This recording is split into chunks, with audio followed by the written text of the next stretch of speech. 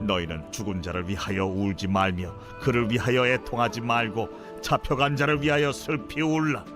그는 다시 돌아와 그 고국을 보지 못할 것임이라. 여호와께서 유다 왕 요시아의 아들 곧 그의 아버지 요시아를 이어 왕이 되었다가 이곳에서 나간 살룸에 대하여 이와 같이 말씀하시니라. 그가 이곳으로 다시 돌아오지 못하고 잡혀간 곳에서 그가 거기서 죽으리니 이 땅을 다시 보지 못하리라. 불의로 그 집을 세우며 부정하게 그 다락방을 지으며 자기의 이웃을 고용하고 그의 품삯을 주지 아니하는 자에게 화 있을진저. 그가 이르기를 내가 나를 위하여 큰 집과 넓은 다락방을 지으리라 하고 자기를 위하여 창문을 만들고 그것에 백향목으로 입히고 붉은 빛으로 칠하도다. 내가 백향목을 많이 사용하여 왕이 될 수 있겠느냐? 내 아버지가 먹거나 마시지 아니하였으며 정의와 공의를 행하지 아니하였느냐? 그때에 그가 형통하였었느니라. 그는 가난한 자와 궁핍한 자를 변호하고 형통하였나니 이것이 나를 할미하느냐? 여호와의 말씀이니라. 그러나 내 두 눈과 마음은 탐욕과 무죄한 피를 흘림과 압박과 포악을 행하려 할 뿐이니라. 그러므로 여호와께서 유다의 왕 요시아의 아들 여호야김에게 대하여 이와 같이 말씀하시니라. 무리가 그를 위하여 슬프다 내 형제여, 슬프다 내 자매여 하며 통곡하지 아니할 것이며, 그를 위하여 슬프다 주여 슬프다 그 영광이여 하며 통곡하지도 아니할 것이라. 그가 끌려 예루살렘 문 밖에 던져지고 나귀같이 매장함을 당하리라.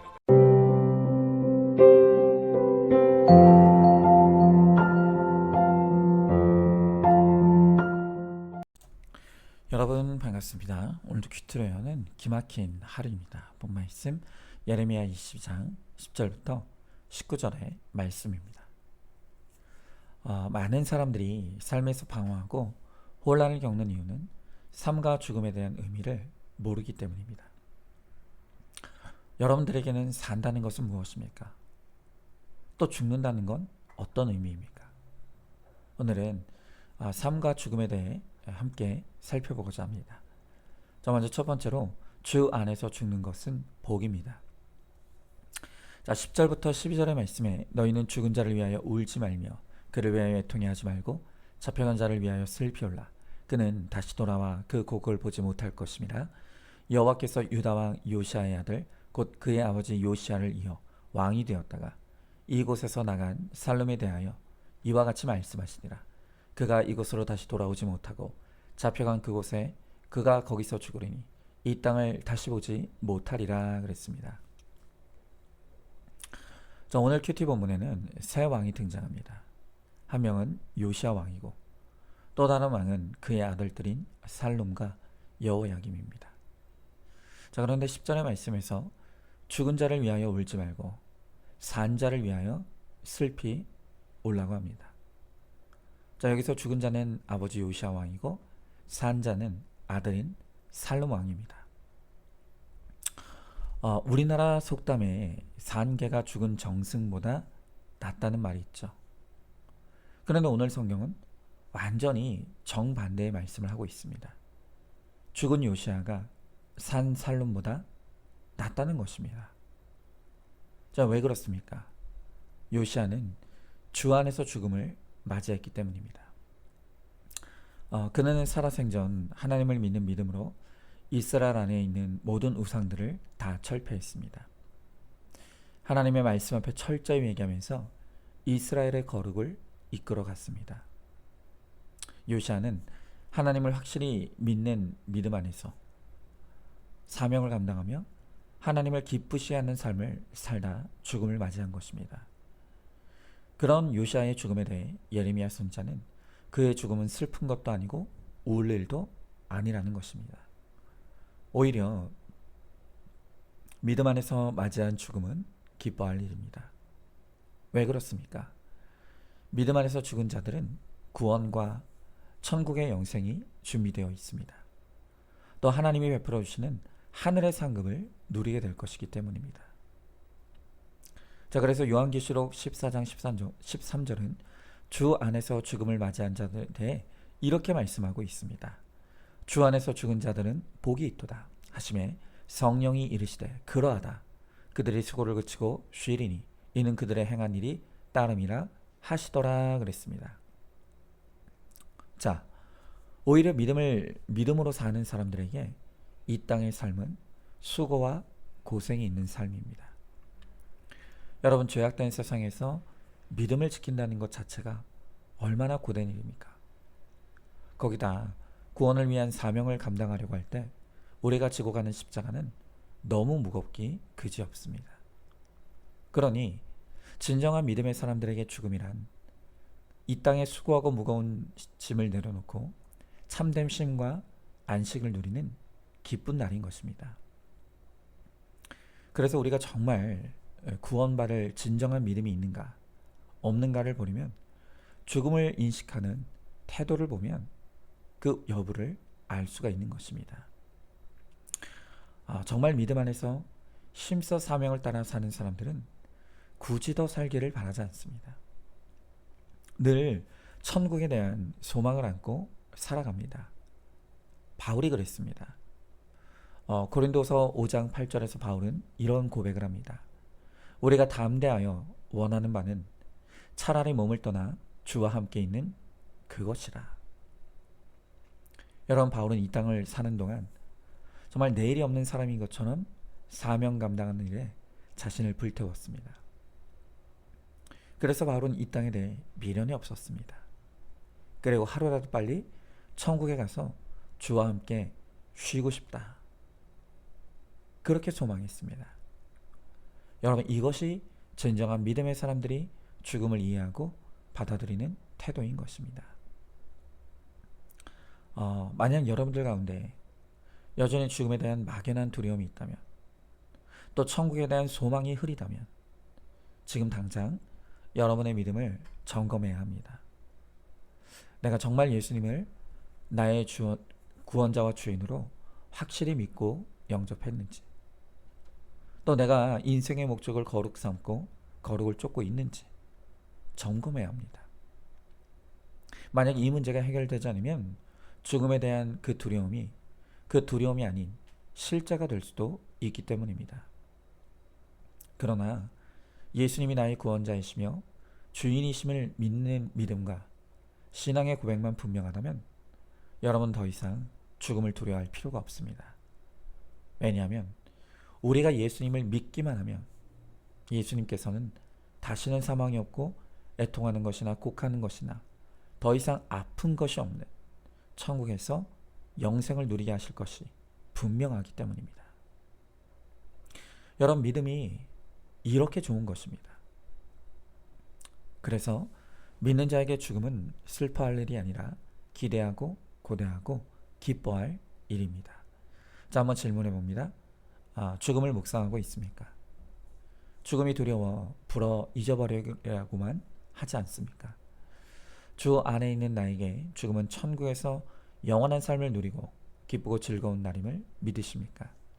진지하게 나에게 예수님을 구원자와 주인으로 믿는 믿음과 신앙 고백이 확실한지 점검해 보시기 바랍니다. 자, 두 번째로 주 안에서는 살아있는 것도 복입니다. 자, 오늘 15절 16절에 내가 백향목을 많이 사용하여 왕이 될 수 있겠느냐? 내 아버지가 먹거나 마시지 아니하였으며 정의와 공의를 행하지 아니하였느냐? 그때 그가 형통하였었느니라. 그는 가난한 자와 궁핍한 자를 변호하고 형통하였나니 이것이 나를 알미 아니냐? 여호와의 말씀이니라 그랬습니다. 자, 앞서 요시야는 살아생전 주 안에서 믿음으로 살며 사명 감당했기에 그의 죽음은 복된 죽음이었다고 했습니다. 여러분, 그러나 믿는 자에게는 살아있는 것도 복입니다. 방금 읽은 말씀에서 성경은 요시야가 살아생전 정의와 공의를 행하여 하나님을 기쁘시게 함으로 하나님께서 그를 형통하게 하였다고 기록하고 있습니다. 여러분, 우리 믿음의 사람들에게 천국에 소망이 있습니다. 그러나 그렇다고 날마다 하늘만 쳐다보면서 죽음을 기다리고 있다면 그건 절대 성도의 올바른 태도가 아닙니다. 요시야는 자신을 이 땅에 보내시고 왕이 되게 하신 분이 하나님이시라는 것을 알았습니다. 그리고 자신에게 주어진 사명이 있음을 분명히 알았습니다. 그의 사명이 무엇입니까? 그것은 바로 하나님을 기쁘시게 하는 것입니다. 여러분, 그러면 무엇이 하나님을 기쁘시게 하는 것이죠? 그것은 인생의 목적이 거룩임을 알고 내 죄를 회개하는 자를 하나님이 기뻐하십니다. 또한 내가 받은 이 좋은 구원을 다른 사람들에게 전하는 자를 하나님이 너무너무 기뻐하십니다. 바울도 고린도후서 5장 9절의 말씀에서 고백하기를 그런즉 우리는 몸으로 있든지 떠나든지 주를 기쁘시게 하는 자가 되기를 힘쓰노라 그랬습니다. 여러분, 복된 죽음은 살아서 하나님을 기쁘시게 하는 일에 힘썼던 자에게 주어지는 상급인 것입니다. 우리가 우리에게 주어진 이 땅의 삶과 시간과 건강을 함부로 쓰지 말아야 될 이유가 바로 여기에 있습니다. 많은 사람들이 왜 살아야 하는지 이유와 목적을 몰라서 이 죄 가운데 인생을 허비하고 낭비하다가 너무나 허망한 죽음을 맞이합니다. 그러나 우리는 이제 알죠? 우리가 주께로부터 사명받고 이 땅에 보냄받았음을, 또 사명 끝나면 주님께로 돌아가게 되리라는 것을. 여러분, 우리의 사명은 하나님을 기쁘시게 하는 것입니다. 하나님을 기쁘시게 하는 것은 어렵지 않습니다. 매일의 큐티로 내 죄를 깨닫고 회개하고 또 회개에 합당한 적용과 순종에 힘쓰면 그것이 가장 하나님을 기쁘시게 하는 일이 됩니다. 말씀의 인도를 따라 가정에서 하나님을 기쁘시게 하기를 힘쓰십시오. 직장에서도 하나님을 기쁘시게 하기를 힘써야 합니다. 교회에서도 하나님을 기쁘시게 하기를 힘써야 합니다. 그럴 때 우리의 죽음의 날 후회 없이 우리도 주님처럼 다 이루었다고 고백하며 복된 죽음을 맞이할 수 있을 것입니다. 자, 한번 질문해 봅니다. 내 삶의 이유와 목적을 알고 있습니까? 우리가 사는 이유는 내가 아닌 하나님을 기쁘시게 하기 위함임을 알고 있습니까?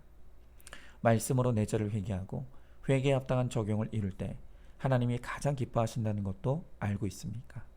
이 하루 동안 하나님을 기쁘시게 하는 일에 힘쓰시기 바랍니다. 자, 마지막 세 번째로 나의 장례식이 축제가 되어야 합니다. 자, 오늘 18절 19절의 말씀해 보니까 그러므로 여호와께서 유다왕 요시야의 아들 여호야김에게 대하여 이와 같이 말씀하시니라. 무리가 그를 위하여 슬프다 내 형제여, 슬프다 내 자매여 하며 통곡하지 아니할 것이며 그를 위하여 슬프다 주여, 슬프다 그 영광이여 하며 통곡하지도 아니할 것이라. 그가 끌려 예루살렘 문 밖에 던져지고 나귀같이 매장함을 당하리라 그랬습니다. 자, 요시야와 그의 아들들은 삶도 죽음도 완전히 달랐습니다. 그래서 그들의 장례식 모습도 완전히 달랐습니다. 요시야의 죽음 앞에서 사람들은 울지 않았습니다. 왜냐하면 요시야가 천국에서 영원한 안식과 상급을 누릴 것을 사람들이 알았기 때문입니다. 자, 그런데 말씀을 보니까 하나님은 그의 아들들인 살룸과 여호야김의 죽음 앞에서도 사람들이 울지 아니할 것이라고 합니다. 그러나 그것은 아버지 요시야와는 전혀 다른 의미입니다. 그들이 살아생전 자기 기쁨을 추구하면서 백성들을 괴롭혔기 때문에 사람들이 여호야김의 죽음은 동정조차도 하지 않는다는 것입니다. 그래서 울지 않습니다. 자, 여러분, 김양재 목사님은 장례식장을 가보면 그 사람의 구원 여부를 알 수 있다고 합니다. 그런데 저도 같은 목사로서 그 말이 너무나 이해가 가고 공감이 갑니다. 어떤 장례식장을 가보면 천국의 흔적들로 가득합니다. 위패도 살아생전 살아생전에 직분이 쓰여져 있고 장례식장에 찬송가가 울려 퍼집니다. 또 성도들이 함께 드리는 예배가 수시로 열립니다. 또 그의 자손들도 믿음으로 살다가 간 이 고인에 대한 천국의 소망을 누립니다. 그런데 어떤 장례식을 가보면 지옥의 흔적들로 가득합니다. 그 모습을 보면 정말 마음이 아프죠. 자, 만약 여러분이 오늘 죽어 장례식이 열린다면 여러분의 장례식은 천국의 흔적으로 가득하겠습니까? 아니면 지옥의 흔적이 가득하겠습니까? 여러분 바라기는 우리가 이 땅에서 믿음으로 살며 사명 감당하다가 죽음을 맞이함으로 우리의 장례식이 천국 잔치가 되는 그런 영광스러운 장례가 되기를 축복합니다. 여러분 그러려면 우리가 정말 정신을 똑바로 차려야 합니다. 예수님을 확실히 믿어야 합니다. 말씀대로 믿고 살고 누리는 삶을 살아가야 합니다. 그래서 하나님을 기쁘시게 할 때 우리가 우리의 장례식이 천국의 잔치가 될 수 있을 것입니다. 우리 모두 주 안에서 삶도 죽음도 또 장례식조차도 은혜와 복이 넘치게 되기를 소망합니다. 자, 한번 질문해 봅니다. 나의 장례식은 어떤 모습일 것 같습니까? 내 삶의 모든 결론이 장례식을 통해 드러나게 될 것을 깨닫습니까? 믿음 안에서 말씀에 순종하며 산 자에게만 장례식이 축제가 될 것을 압니까? 지금부터 예수님을 확실히 믿고 말씀대로 살아서 내 장례식이 천국 잔치가 되기를 소망하시기 바랍니다. 자, 오늘도 10월 18일 보석 상자입니다. 우리의 모든 두려움은 자기중심적인 생각에서 시작됩니다. 내가 고난과 희생을 감수하기로 결정하면 두려움이 없어집니다. 아멘. 우리 함께 기도하겠습니다. 주님 감사합니다. 오늘도 말씀을 통해 우리에게 산다는 것은 무엇이고 죽는다는 것은 무엇인지 그리고 우리의 장례식이 어떤 모습이어야 할지를 알게 하심을 감사드립니다. 정말로 우리가 믿음 안에서 주와 함께 살며 주님을 기쁘시게 하면 우리의 삶도 죽음도 기쁨이 된다고 말씀하십니다. 심지어 우리의 장례식조차도 소망이 있다고 말씀하십니다. 주님, 이제는 우리가 주님께로부터 이곳에 보냄받았고 그 보냄받은 이유가 주님을 기쁘시게 하는 사명 감당하기 위한 것임을 그리고 사명 끝나면 주님께 돌아갈 것을 알게 하여 주십시고 사나 죽으나 우리가 주님을 기쁘시게 하는 일에 힘써 행함으로 마지막 날 우리의 장례식장이 천국의 흔적으로 가득하며 천국의 잔치가 될 수 있도록 주님 우리 가운데 함께하여 주시옵소서. 믿사오며 사랑이 많으신 우리 예수님 이름 받들어 기도드리옵나이다. 아멘. 오늘도 큐티로 기막힌 하루를 살아내는 하늘가족 공동체 우리 모든 성도님 되시기를 주님의 이름으로 축복합니다.